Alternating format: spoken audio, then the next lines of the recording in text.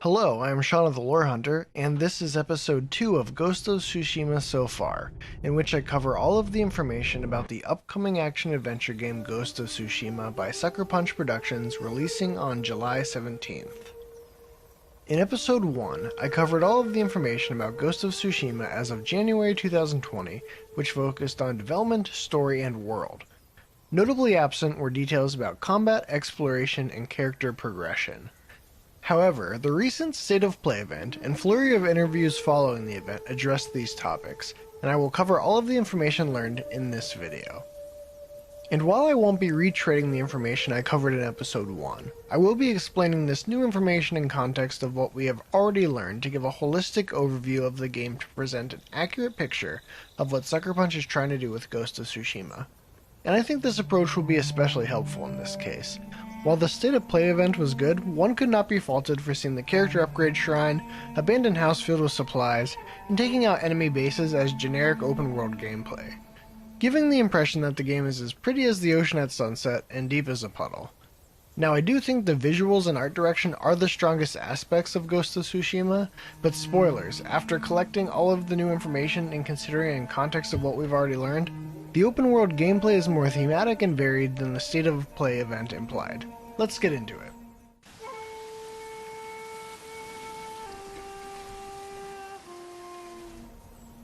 First, I want to briefly cover the story trailer, which released in February 2020 and acted as the release date trailer.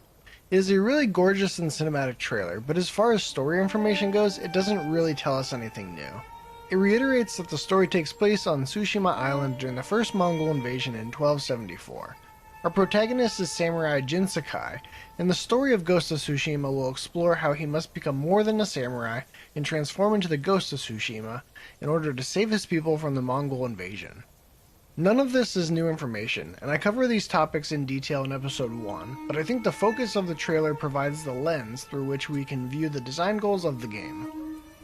The guiding principles for the game are described by creative director Nate Fox, who stated that Sucker Punch is trying hard to transport people to 1274 Japan, and live out the fantasy to be a samurai with a katana on their hip, as seen in samurai films and comics.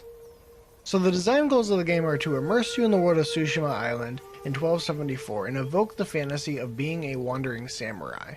Let's see how these goals factor into the combat in Ghost of Tsushima.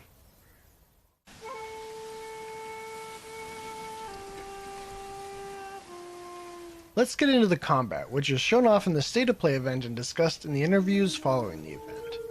I saw a bit of a mixed reaction to the combat, and as I share everything I learned, I want to touch on some of the things I didn't think the State of Play conveyed effectively, as something of a case study in how difficult it is to effectively convey gameplay in a trailer or event like the State of Play. In a PlayStation blog interview, Fox explains Sucker Punch's approach to combat with Ghost of Tsushima. He says, "We have this phrase that we use to describe the combat in the game, and that is mud, blood, and steel. We want it to feel really grounded and lethally precise. If you've ever seen a samurai movie, you know what it's like. These men cut each other down with a single stroke of their sword, and to capture the samurai movie fight is different from a lot of games because it means you can die very quickly and your enemies can too." Evoking this feeling most strongly was the standoff mechanic that was shown. Pressing up on the D-pad when prompted enters Jin into a special combat where he faces off against foes one at a time. It certainly looks cinematic, but what I'm less sure about is how it works mechanically. At the start of the standoff, the player is prompted to hold triangle, but beyond that I am unsure how it feels or what is happening mechanically. Speculation on my part, but based on how Fox described the combat, it seems like the standoff is about attacking at the right moment, and that failing to strike first would have dire consequences. One thing that I would have liked to have a better sense of in general, but specifically here, is what happens when you fail. I think the lethality and tension mentioned by Fox would have been more apparent if the stakes were clearer. In part that is mutable depending on the difficulty you play at. Fox explained that the game does feature 3 levels of difficulty: easy, normal, and hard. On hard, the game is fair but very challenging. Mongols are more aggressive, and players must be precise to pull off extraordinary moves. By comparison, easy is for players who want to explore the island, enjoy the story, and still be occasionally tested by a worthy opponent. No matter which difficulty players choose, we never increase the health of enemies. This is to maintain the lethality of the katana. Our combat is all about the player's skill.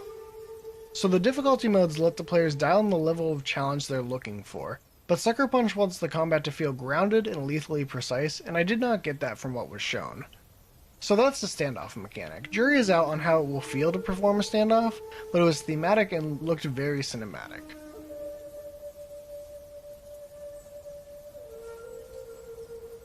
A nice touch I noticed was that Jin sheathes his katana after combat a couple of times, and at the end of this combat bows as a sign of respect to the downed enemy. This could be something that triggers when Jin is not engaged in combat, but the icons popping up make me think these are input by the player. Either way, it is a nice detail. As opposed to the standoff cinematic combat we just discussed, more typical freeform combat was also shown. The combat is not stamina based like Dark Souls or the 2018 God of War, but involves different attack and counterattack options that feel more akin to Assassin's Creed. In an earlier interview, it was explained that your typical Katana Strike is input by pressing square, and your katana will be your main weapon throughout the game. Connell explained in the PlayStation blog Q&A that Jin's katana is incredibly important to him. It's also his main weapon of choice from beginning to end of the game. There are ways to improve this weapon, both the stats and appearance. You can parry incoming attacks and make enemies vulnerable to attack, as well as deflect incoming arrows. Here we see that in addition to parrying, Jin can also dodge incoming attacks. Dodging at the right moment seems to trigger a bullet time style slowdown and vignette effect that gives Jin the chance to perform a counterattack. Jin has different combat stances that he can fight in. Fox explained that the stances are new to Jin. He was raised by a samurai and taught to fight in a very traditional style. These Mongols come in and they're using weapons that he's never seen before, stances that he's not used to. On the fly, he's inventing new ways to fight in order to directly combat Mongol troops, be more efficient with his sword. It is a tactical choice what stance you want to use against the makeup of Mongols that are coming at you. Mechanically, the state of play video stated that the players can change stances to inflict the most damage against specific enemy types. There are 3 shown on the selection wheel in the video, with the crossed sword stance being called stone stance and the crossed arrows and shield stance called water stance, which has Jin holding his katana up over his head. It would make sense if the weapons shown on the icons were the weapons the stance countered, but we didn't get any specific information on what the stances do mechanically. Jin can also perform special attacks by spending resources. In an interview with GameSpot, Fox explained, "The golden spheres are Jin's resolve. He uses these to gain a little bit of health. Also, it's his grit to perform his most devastating attacks. These attacks drain him a little bit, so you have to make a tactical decision if you'd rather heal or really bring the fight." Here we see Jin perform a special attack, indicated by the glint on his katana and a pip draining after performing an attack. In the state of play, these pips are shown being refilled partially after defeating an enemy. Based upon Fox's statement, I would guess that the highlighted pips are spent when healing, which is done by pressing L1 plus R1.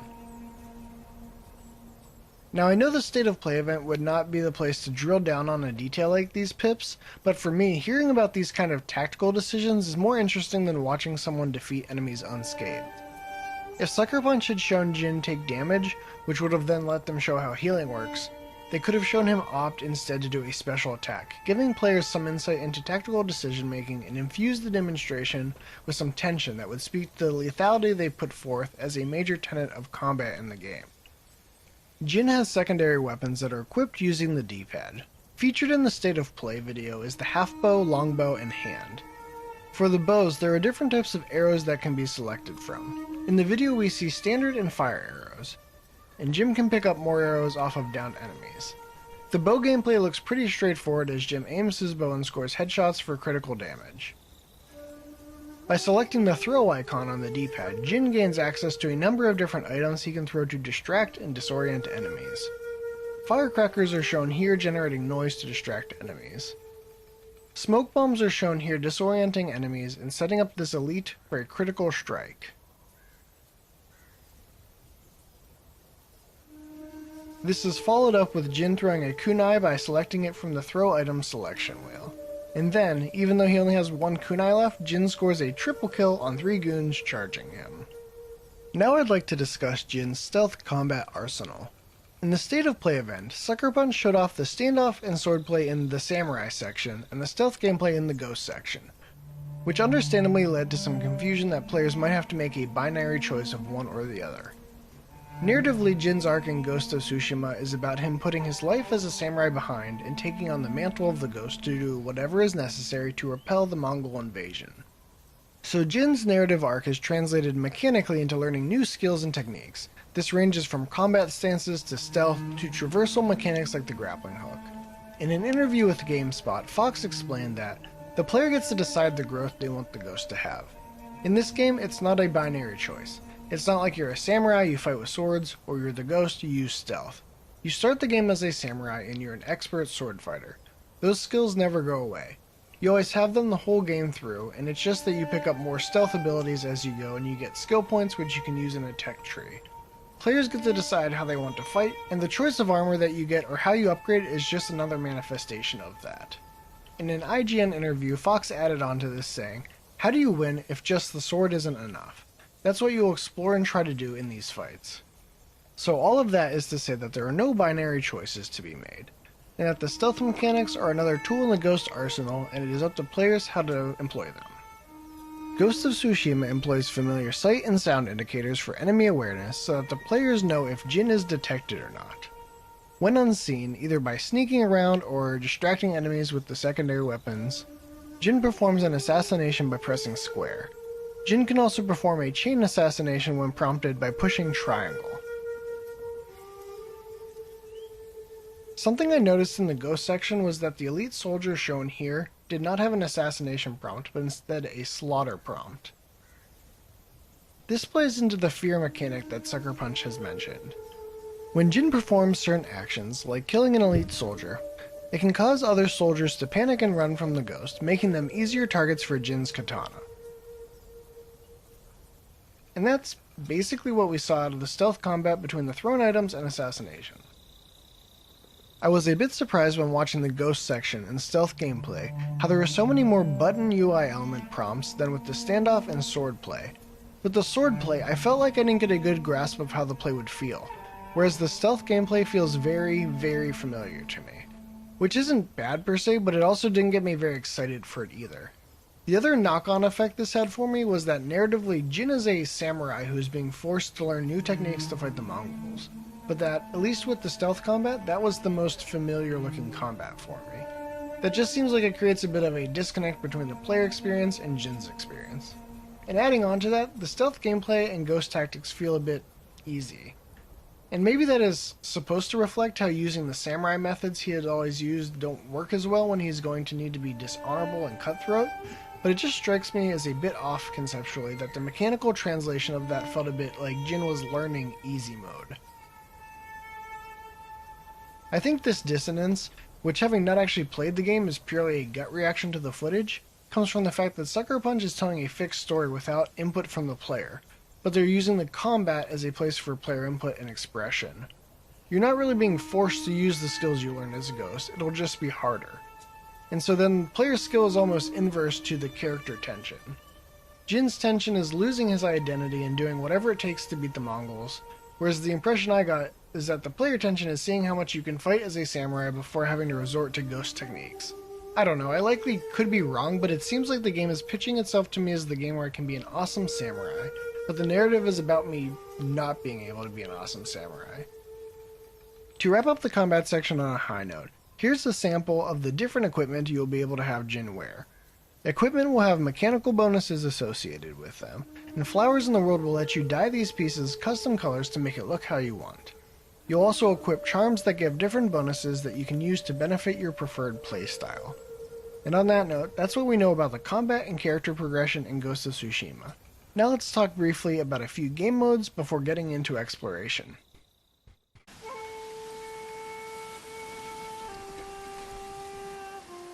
Ghost of Tsushima will come with both English and Japanese voiceover for players to choose from at the start of the game. To each their own, but like Sekiro, Japanese voice acting helped immerse me into the experience more, and the heavy Kurosawa inspirations motivate me to recreate the sights and sounds of those films in the game. お侍様の戦い方じゃない。何を申す。お侍どころじゃないよ。Speaking of Kurosawa inspirations, Samurai Cinema Mode is another feature of the game. Connell described the game mode in an interview with the Washington Post. It's not just a mode you turn on for a scene, it's a mode that you turn on everywhere. It's a filter that plays over the entire game.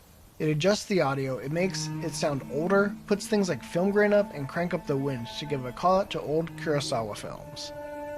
The Samurai Cinema Mode has been accounted for across the entirety of the game, meaning that all the graphics and UI elements were designed to stand out in black and white. Making it work across the game is also why there's not as much contrast as you might expect in this mode, as some have noted. Connell explained, in some areas it takes the underlying image and uses that contrast, so some of those images are more accurate and some might be a little flatter because it's a nighttime scene. We're tweaking it a little bit, but for the most part, since it works everywhere in the entire world, its robustness is one of our goals. We want to make sure it works really well. So I wouldn't expect a one-to-one Kurosawa cinematic experience, but I think making it work for the entirety of the game is a lofty goal and one that I'm excited to see in action. The last piece of game information is that there will be a photo mode, which comes as no surprise for Sucker Punch fans. In addition to the standard features that have become common in photo modes, Ghost of Tsushima also lets you control wind direction and accompanying score to dial in the exact tone you're looking for. I think this is awesome, and with how visually stunning the game is, I think they'll be spending far too much time playing around with this. Now that we've covered the extra audio and visual modes, let's get into exploration.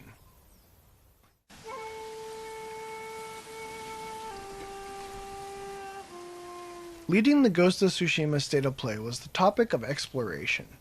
Art director Jason Connell explained, exploration has been at the heart of Sucker Punch's open world design since the very beginning. We continuously ask ourselves, how can we let the island guide you in the most thematic and immersive ways possible? Guiding wind is one of the answers to that question. By pressing right on the D-pad, the player gets a gust of wind that blows in the direction of their destination. The distance to this location is shown in the upper left. A location is tracked by selecting it on the world map in the menu. A difference I noticed about this map, which only shows a portion of the starting area according to Connell, is how it is relatively unpopulated compared to other open world titles. That is because another way they've let the island guide you is by using geographic elements and local critters to guide your way. Smokestacks signal people in need of help. Torii gates, oddly shaped trees, and other unique objects in the landscape hint at adventures. In addition, birds and foxes lead you toward hidden locations. Jin is like the Snow White of feudal Japan. In an interview with PlayStation Blog, Fox explained, "We're trying to have the player look into the world, not at the UI. Look at how the wind is guiding them to a location, and then also keeping an eye out for something like a yellow bird for guidance. All these things keep the player scanning their horizon, and in doing so they might see something that sparks curiosity." The lack of a minimap and minimal HUD elements keep the players focused on what is happening in the game and keeps them immersed in the world. And going back to Connell talking about these elements being thematic, seeing the natural elements of the animals helping Jin, and especially the wind, take me back to the historical reality of the first Mongol invasion discussed in Part 1. Historically, the Mongol invasion of 1274 was repelled by a storm, called a kamikaze in Japanese, which means divine wind. Jin is meant to embody this storm, and his katana is inscribed with symbols of wind to pay homage to the historical reality the game is based upon. I love how they're using these diegetic elements to keep the player immersed. It ties together well thematically that Jin, as the symbolic embodiment of the historical divine wind that defeated the Mongols, is aided on his mission by nature itself. And of course, who doesn't want to pet a fox? In interviews following the state of play, Sucker Punch explained a bit more about how we will be getting around. Left on the D-pad summons your horse, who you'll get to choose near the start of the game. It was also confirmed that swimming will not be part of the game. Jin, of course, will do what it takes to defeat the Mongols, but is a bit shy to sport a feudal Japan bathing suit. When it comes to exploration, arresting views go a long way, but the content of what you're finding is important. The state of play showed us that foxes will lead us toward shrines that provide character upgrades, and birds will lead us towards hidden locations that will provide supplies and other character building elements. We also saw settlement and dockyard missions, which seem to act as enemy bases to liberate and destroy depending on the situation. That is pretty standard open world fare, which painted the reward for exploration as being kind of generic.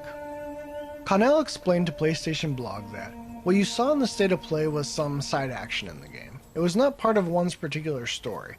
The map has Mongolians everywhere, and the main part will be Jin's transformation from being a samurai to over time becoming the ghost. Next to that story, you will meet people that try and survive in the world, with stories that will branch off of the main one. This is what the body of the game is made up of. Fox added, one thing we didn't show at the state of play, which I wish we had, was that the game features duels against other expert swordsmen. This is classic samurai stuff. Those fights are incredibly difficult, and they're driven from personality and get solved in the most cinematic way possible, which is also true to the fantasy. You need to study your opponent and understand how they attack in order to win. So there's a lot more going on than just infiltrating enemy-held territory. As we saw in the E3 2018 trailer, there will be character-focused side missions that will explore different facets of the Mongol invasion and result in some Kurosawa-ass showdowns. Sucker Punch has a history of letting players control the narrative. Having a protagonist with a fixed story and treating side missions as an anthology of stories you'd expect to see in a samurai film, they seem to feel like they have some really solid stories to tell. So I feel pretty good about the content of the missions overall, especially if they are able to deliver cinematic climaxes like they showed in the E3 2018 gameplay trailer. But beyond all of this, there is something I learned in the Q&A from PlayStation Blog that has me truly ready to travel to the island of Tsushima. You can bust out your flute on command and play some sick tunes on top of a mountain. Hell yes. And that is what we know about the gameplay and mechanics in Ghost of Tsushima so far. As mentioned at the beginning, the game releases July 17th. I hope this has been informative and helped to elucidate Sucker Punch's vision for the game, and if what they have on offer is interesting to you. For me personally, this is probably a day one pickup for me. I think the game looks great, and the vistas and color are enough to sell me. The combat seems serviceable for the experience, and could have some potentially cool showdowns. But if the play is really important to you, I'm not sure they've been able to sell it yet. And honestly, I think that's because the gorgeous experience of roaming around feudal Japan was their priority, and the gameplay functions in service to that cinematic experience. But I do believe that Sucker Punch has put all their creativity into making a game about being a mythological samurai, as depicted in popular media, and I am here for it, and excited to see it all come together. If you've enjoyed this video, please consider giving it a like and subscribing to the channel. I cover other upcoming games and discuss the development and art of games that have been released. You can find a link to my Discord and means to support me in my endeavors below in the description. I'm working to build a community of awesome people who love chatting about games, and you're a key part of that. Thanks for watching.